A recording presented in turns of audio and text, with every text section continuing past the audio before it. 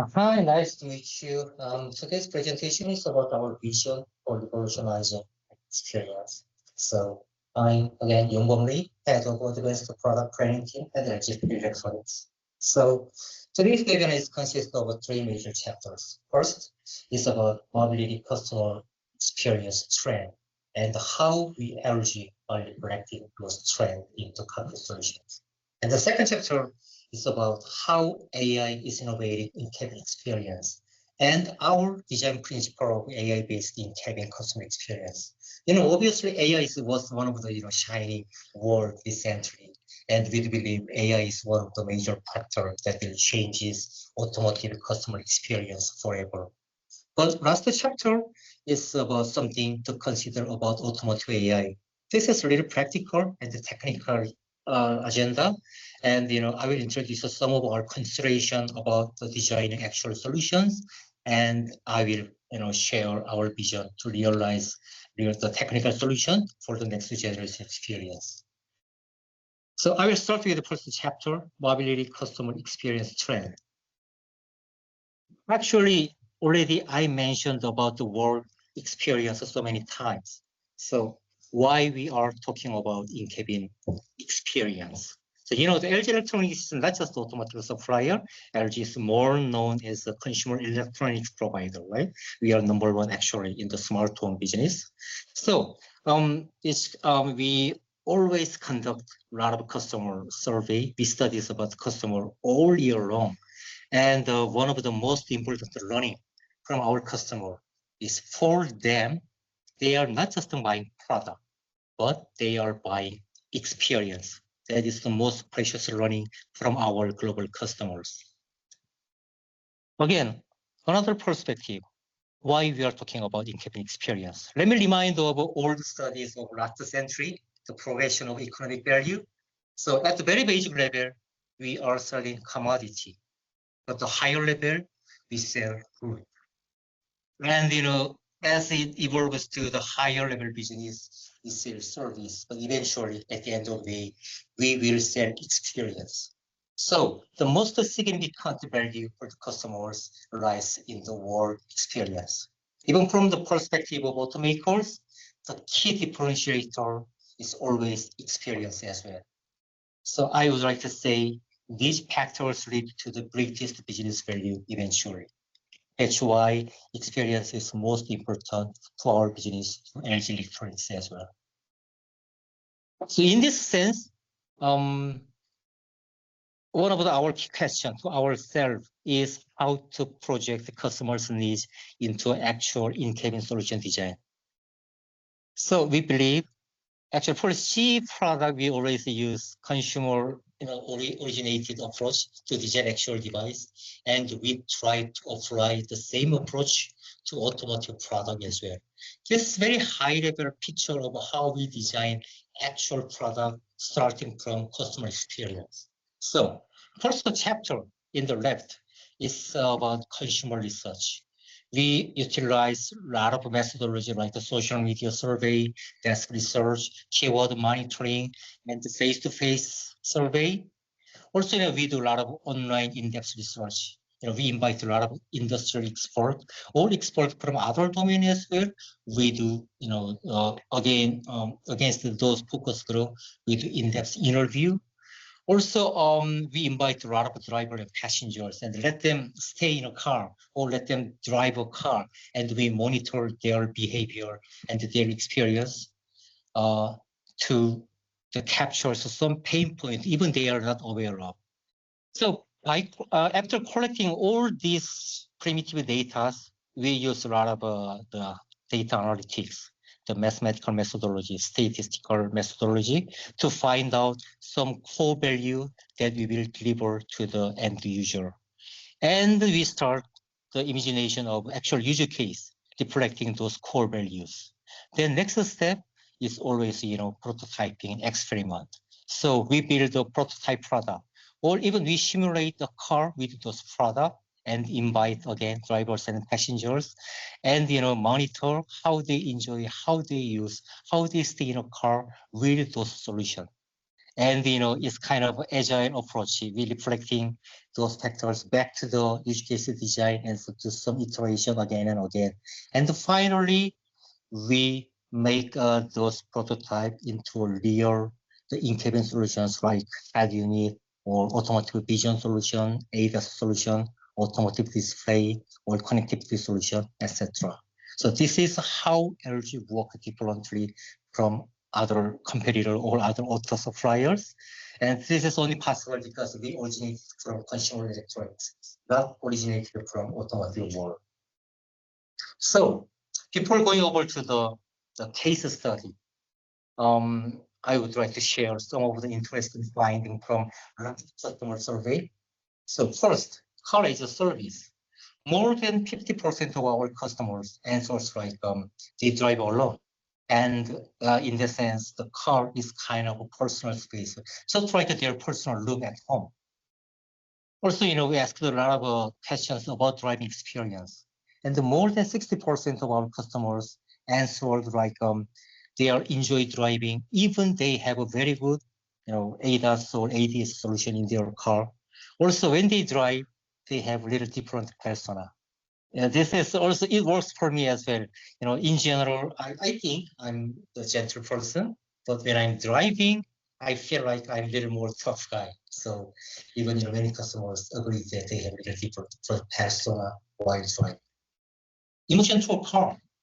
About 6% of customers answers like that they have a very special emotional attachment to their car. This is very easy to prove. For example, with small scratches on my new car, we are super sensitive about that. Scratches on a new laptop, new mobile phone, yeah, still we will be sensitive, but not as much as our car. That naturally means car has more special emotional meaning to us. So sometimes it has meaning of happiness, or it is a symbol of freedom to myself. Last, some thought about a car. The most of customers answers they prefer owning car over using shared car, and said the car represented their persona. For example, car saying this people is rich, this people is successful, this people is expertise, this people is family man. So car has these kinds of many meaning as a personal product or personal space. So this is some of the interest finding from our customer. So going back to the product design, I would like to share with you, how we designed an automotive display. Today, display have become one of the most important elements in determining the atmosphere or mood of the cockpit. Also, many OEMs are highlighting their automotive display as a key marketing point. But let's take a look at what actually our customers said about automotive display. So this is kind of a dilemma between technology as an actual need. One of our customers was like, I mostly took a look at my phone while the car is stopped. The other customer was like, when I try out my friend's car, the display was fancy, but impressive at the first sight, but only after just 5 minutes, I find it lacks functionality. I wish there were more practical use for it. Some other customer was like, the picture quality and the touch sensitivity have improved, but that's about it. What I expected to do is a variety of things, such like watching video, browsing, mirroring, and so on, etc. So easily we can find out, even though they have a very fancy, very expensive display in their car, they are not so satisfied with this display. And there is a very interesting point. At the end of the day, for the automotive display product, our competitor is a mobile phone rather than other display. Then next question naturally follows, like how to create the customer value surpassing mobile device. For example, when you lean back to the bigger seat, if we can look up the big screen on the roof to watch a movie, for example, then it's something like the mobile phone cannot provide, right? But anyway, this is not a practical example, but let me share the more practical stories So again, the questions, how to provide customer value that surface mobile phone. Many of our customers was like, they told me, sometimes automotive display is too far from them, so that it's very hard to reach out. So sometimes they want to the automotive display bend out closer to the driver. Sometimes, for most of the cases, when they're driving, the conventional T-shaped display is just fairly enough for their driving purpose, just using the navigation, etc. But sometimes, when they want to enjoy some content, then they need to display at their eye level. Especially with this eye level display, even it's possible to coordinate any display inside in this display, coordinated with outer view, just like this. Or even when they enjoy music or the music video or movie, then they may want to have a panoramic display to enjoy a movie in larger scale. So we collected a lot of these, the pain point or customers' needs. Then we thought how to design a product to provide all this value to a driver and passenger. And our answer was this kind of a so-called transformable display. This is a single product, single automotive display product, but it could be bendable when especially driver or passenger want to type something. So it looks like a laptop, right, or keyboard. But when they want to see some panoramic movie, the display will scroll up like this and provide panoramic view like this. But when they are focusing on driving and their passenger are watching a video, then only for the passenger we can provide the bigger screen just like this. But for most of the cases, again, this conventional T-shaped display works for most of the use cases. So this is just a single display product for providing very diverse experience, diverse value to customer. That's why we call it this as a transformable display, and this is being commercialized with some of our customers. So we saw some of a customer trend in automotive, and I introduced how we design automotive product, reflecting those customers' needs. Then next is, again, this is about the future, how AI is innovating this kind of in-cabin experience. I would like to start from the evolution of a vehicle. So we have a long history of a legacy car that is analog based, and the mechanical value is super important, like exterior design, driving performance. And we are living in an era of connected car that is more digital, and we have some sort of connected service inside it. And today we are talking about software-defined vehicle, aka SDV. That requires higher performance ECU, and cloud capability is super important to provide continuously upgraded customer experience. But actually, we don't have that many SDV on the road today. Even before we have a majority of car on the road will be software-defined vehicle, we are seeing that we are already entering the era of AI-defined vehicle. This is not what I commented. We already, many sides of auto industry always talking about this word, like AI-defined vehicle, where AI chips or NPU is much more important, and machine learning capability, AI model inside the car is more important. So this is what we define AI-defined vehicle.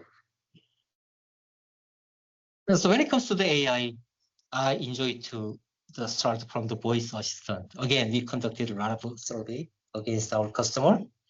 I would like to introduce a few facts. It depends on just a little deeper the survey by survey, but 20 to 40% of our customers answers they daily use voice assistant in C device, so their mobile device, and more than 80% of them answered like they are super satisfied with it. They use voice assistant for the information searching or placing order, but in automotive case, more than the mobile case. About 70% of customers are using in-car voice assist. But not like mobile device, only 30 or 40% of them are satisfied with it. So again, this is very clear. Vehicle is a better environment to use voice because we are driving. Our hands is on here. But the less than mobile device, that so only 3 or 40% of customers are satisfied with it. Why this is happening? First reason would be accuracy. For example, previously, not today, voice assistant worked on based on some keyword, and sometimes we don't figure out what is the exact keyword. Sometimes with my car, I tried to, if it set the temperature 72 degree, please cool down temperature, please blah, blah, blah, blah. Sometimes I don't know what the exact keyword is. And accent, dialect could be the problem. Even my case, when I on my business trip, obviously I'm not a native speaker, I don't have a mother tongue. So sometimes when I use voice assist with English, it frequently doesn't work well. And the convenience. For example, rather than saying high energy, for example, how can I help you? Please scroll down the front seat window. Yes, it's being done. No. Rather than having this dialogue, just pushing on the physical button is much simpler and much convenience, right? So also there is privacy concern. We don't want to speak out what we actually want to do, what we actually searching for, right? So by combination of these complicated regions, not many of our customers, driver, are satisfied with in-car voice assistant, and that is what is happening today. But again, today we start to have a generative AI inside the car. So we already have many automakers introduced car with generative AI, and even we can see some of them are actually driving on the road. But most of their use cases, we can trace them into two big categories. First is Q&A about car. For example, how can I use ADAS, adaptive cruise control with this car? Where is foot brake in this car? And the second use case is vehicle control, as I mentioned. Versus set the air conditioner to 72 degrees, for example. So this is the most general use case with generative AI today. But honestly, I would like to ask you how many times, how often will you need a car manual? How many times you opened your car manual after having control? In my case, none, never. So Q&A about car, this is very easy to implement actually, and one of the most easiest use case to imagine, but it doesn't actually help our daily use cases. So I would like to say we have a very advanced, very expensive technology inside the car for use cases that will never be used. That is the fact of the today. So then what is the real problem that we need to address with the generative AI technology in a car? I would like to share LG's design principles, some of the design principles of customer experience by automotive AI. First part is some things to consider. In average, we drive car just 1 or 2 hours a day, mostly for commute, right? And also car might not be a target device to apply state-of-the-art AI technologies. AI is evolving in lightning speed, right? But car has its unique requirement, and there's regulation, right? And its hardware architecture, vehicle architecture is super diverse. So again, car might not be the proper target to apply the cutting-edge AI technologies. And anyway, for a long time, even though we have robotaxis, we have level 3, ADAS vehicle on the road, very few. But for a long time, we will be driving, right? So this is something to consider when we design actual use cases for AI. And the right part is another perspective. What is the most common topic in a car? First, when we are going to some destination, we used to talk about that destination. when I go to golf with my friends, I used to talk about the golf. When I go to the shopping place with my family, I used to talk about what to purchase. Also, second, frequent topic is talking about something around the car. So, when we drive, on the road, we used to say like, oh, what's the new building over there? What is the landmark over there? Oh, that car in front of me I never seen that car. What is the name of the car, right? So something around the car is one of the most frequent topic we have inside the car. And next is common interest. If I'm a big fan of soccer, my friends is big fan of soccer. Then when we drive together, we used to talk about the soccer. This is the example. So considering this kind of fact and the topics, then what is the exemplary, use cases happening inside the car, right? I said, how small thing we talk about. And this is, a scene, like the driver is watching the cycle passing, that vehicle, and he says, wow, it's a cool sunglasses. Or even he can say further, like, what is the brand of the sunglasses? How much is the sunglasses? So sometimes we speak about very small thing around us. Another use cases, we drive by recognized objects, not numbers. What I would like to tell you is, when navigation guides us, it used to tell us like, please turn right after 100 meters, or please turn right after 30 meters. But actually, we are not machine, we are human being. Meaning, sometimes it's very confused how far is 100 meters, how far is 30 meters. Instead, if we are driving with my family or with my friends, he or she will maybe guide like, hey, please turn right after that gas station. Please turn left after that store, right? This is how humans interact with. Another thing, but what matters most when we are driving? Again, I already told you for a long time, we will be still driving. So safety is one of the most important topic with the car. This is, pure well-known statistics. For example, about 30,000 of people die in crashes involving driver distraction every year. This is, statistics in US. And there could be visual distraction, manual distraction, or cognitive distraction as well. And also, in the right side, we can see another statistics from the NHTSA. Sometimes, today we have very good technologies about ADS or ADAS with our car, but sometimes we are misleaded like our ADAS is just like autonomous driving, or we are too much dependent on ADAS or AD functionality of the car. So this kind of also dilemma. Sometimes ADS or ADAS could increase accident. So this statistics says the accident from the level 2 ADAS or ADS solution, the number of accidents is increasing every year. Partially, this is because we have more ADAS equipped car, but actually ADAS, also ADS should be one of the reasons why we are distracted, right? So we are talking about a lot of regulation with GSR or NCAP. So some are being legislated in the industry. But I would like to say AI should do something than just following regulation.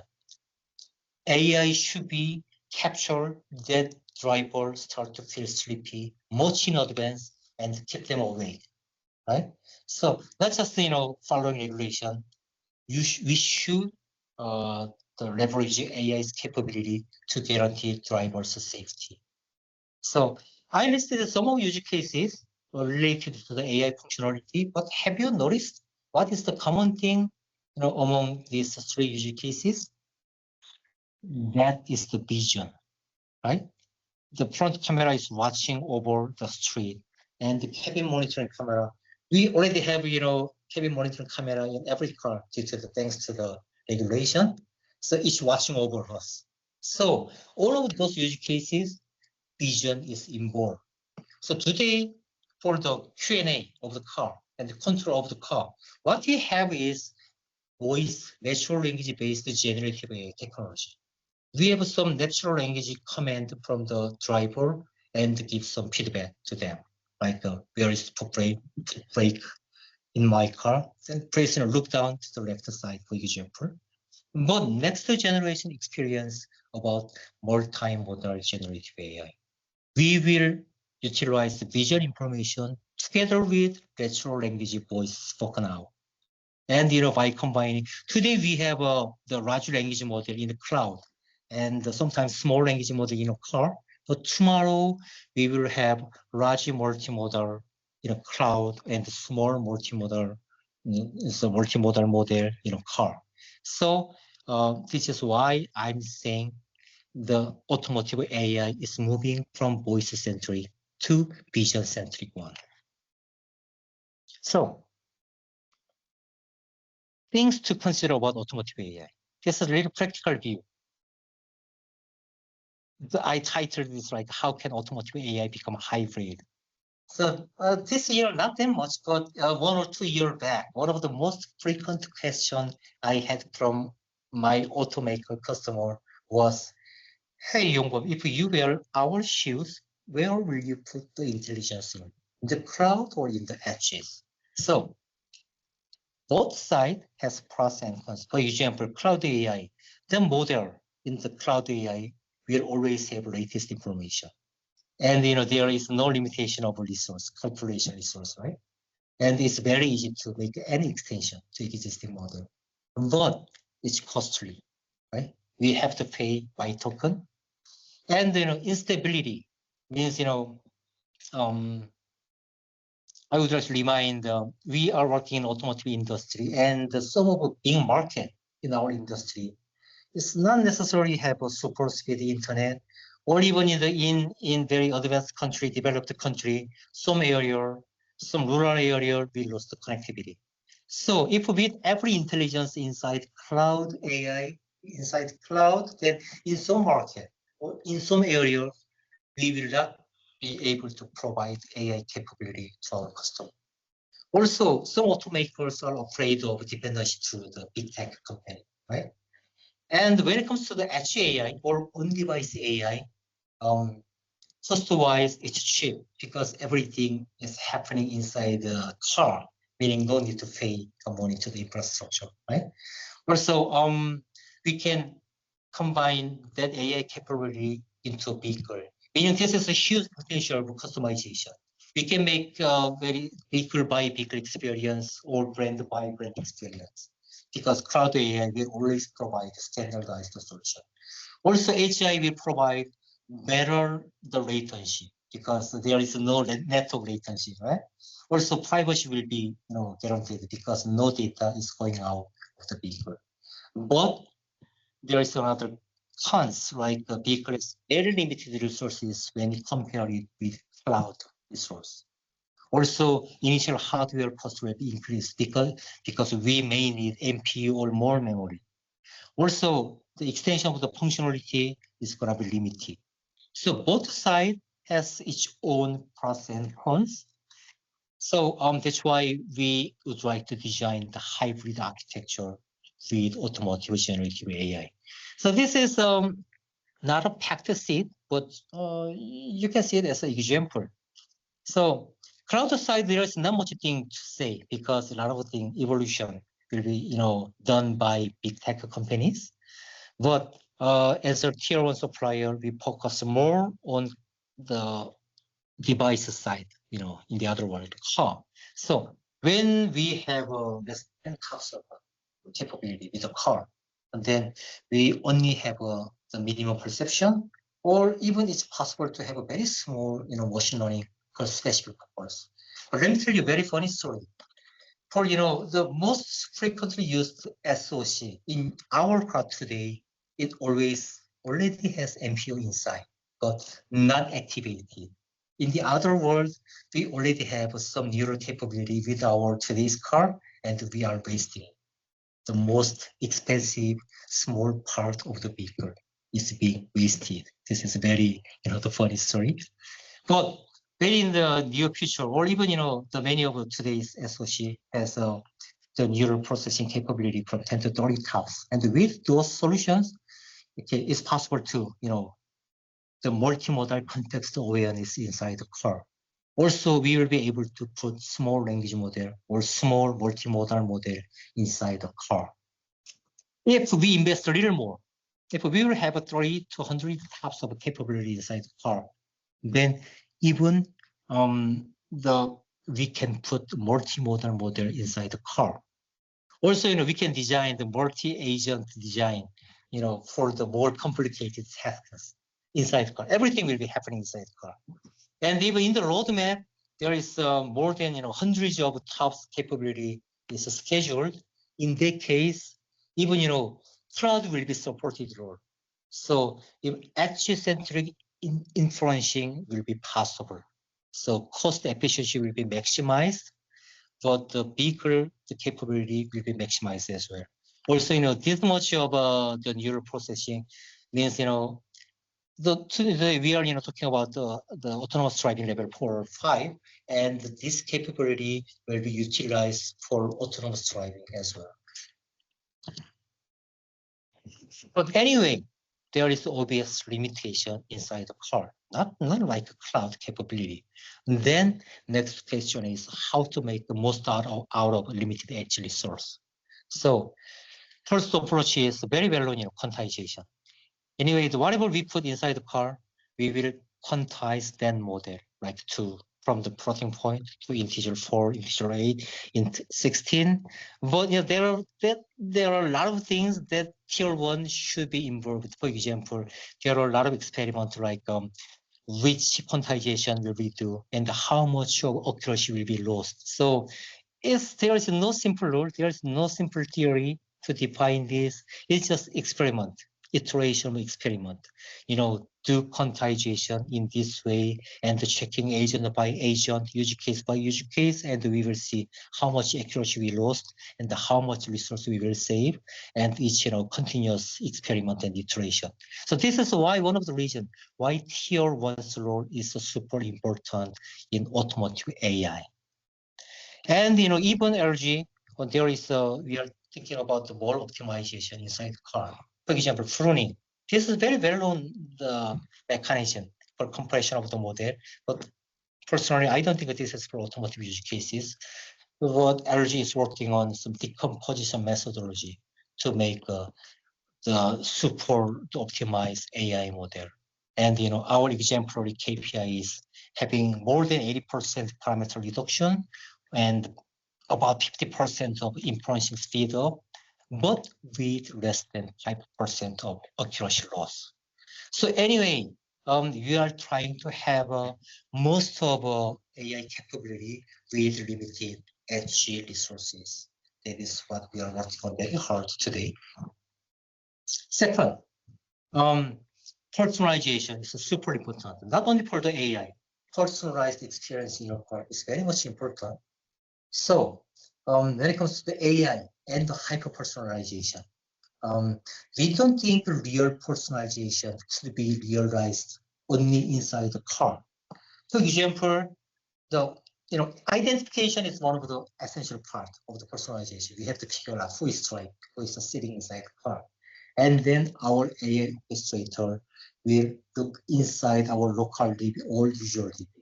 We will accumulate how they drive, how they control the vehicle, what they learn, what they enjoy inside the car. Also, we also gathered, their emotional history, their behavior. So all of this personal data will be inside the car. But again, at the earlier of this webinar, I told you, we have a different persona inside the car. But our real persona is revealed when we are at home or we are at office, meaning out of car. So it's also important, to do AI to AI collaboration. We have many technologies to realize this, right? For example, let's say this AI for other domain in the right side is a smart home AI. Then we can connect in-car AI to smart AI. Also, in that smart home area, there will be another usual DB reflecting our behavior, our lifestyle when we are at home. So, we can leverage the data, extra data using RAG technology, and we can make two different AI collaborate together. So, by collecting the user's behavior, driving, or the behavioral data inside the car and reflecting their real persona from outer space. This is how we actually realize hyper-personalization inside the car and extend their experience, not limited in a car, even to the bigger world outside the car.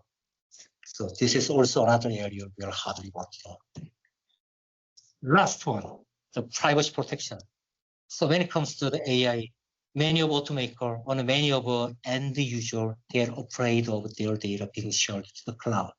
Actually, so we can make a, enterprise contract, like any data coming from the vehicle will be trained to the AI model in the cloud. Anyway, this could be more emotional, right? So if cabin monitoring solution is capturing our face and sending it to the cloud, no, we are not happy with that, right? Even regardless of what will happen, we don't want our personal data to be shared through to the cloud. So we used to, for the visual data like this, we used to hide the recognizable information like blurring or the blocking of some area. Or we design our solution for the separation of data, right? So keep personal data inside the core and just send the general data to the cloud. Anyway, so this is very simple story, but actually when you implement it, there are a lot of small and detailed technologies that we need to consider. But even in tomorrow, even we are expecting the next scheme, like every data inside the car will be encrypted. And even AI model is encrypted. So encrypted data will be transferred in encrypted way, and it will be influenced as encrypted. Meaning, even though fundamentally your data will not be decrypted, and in principle, there's no way to take out your private information out of that encryption. So this is a very academic topic, but even LG and with some the major partners, we are working very hard on this to provide the maximum privacy protection to driver and passengers in our car.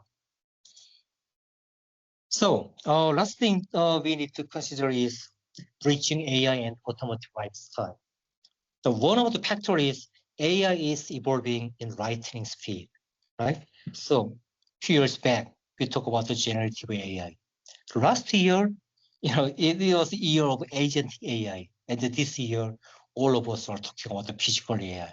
So every year, AI is evolving in super speed.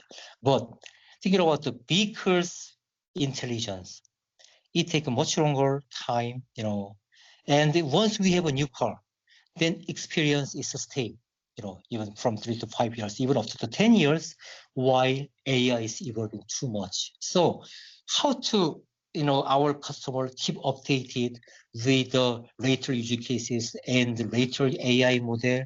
So there are so many things to consider about this. We design our solution like the very easier to upgrade the specific agent or specific model. Or even we have some idea of a dedicated, providing dedicated hardware where AI capability, for example, AI agent and AI model is isolated in a separated hardware box, but a lot of orchestration, prompt engineering still inside the car. So year by year, we have same hardware, same car, but AI capability is evolving with the same speed with AI. So keep our customers updated with cutting-edge AI experience. This is another story because in the automotive industry, our product lifestyle is such a long, more than sometimes 10 years or 20 years. So this is another one of the topic that we are hardly working on. So this is the last page. We are designing, actually, we are developing our energy mobility AI solution, combining with superfine vision AI solution and cabin sensing solution and AI, our capability. Just for information, maybe, LG is only one auto, tier one supplier who owns our own generative model, the large language model or large multimodal model. So actually we have a very big dedicated AI organizations under the umbrella of LG Electronics. So by leveraging such a capability and our vision solutions, our head unit and our automotive software solutions, we designed our mobility AI stacks, reflecting all of the use cases and all of technical considerations I explained today. So this is our vision for the future AI experience, SDV. And we are talking to a lot of OEM to realize it to the end users. So this is what I prepared today. And thank you for listening. And any Q&A will be welcome. Okay, it's now time for the Q&A section. We'll received quite a few questions in advance of the session, and I'll start with just a couple of those.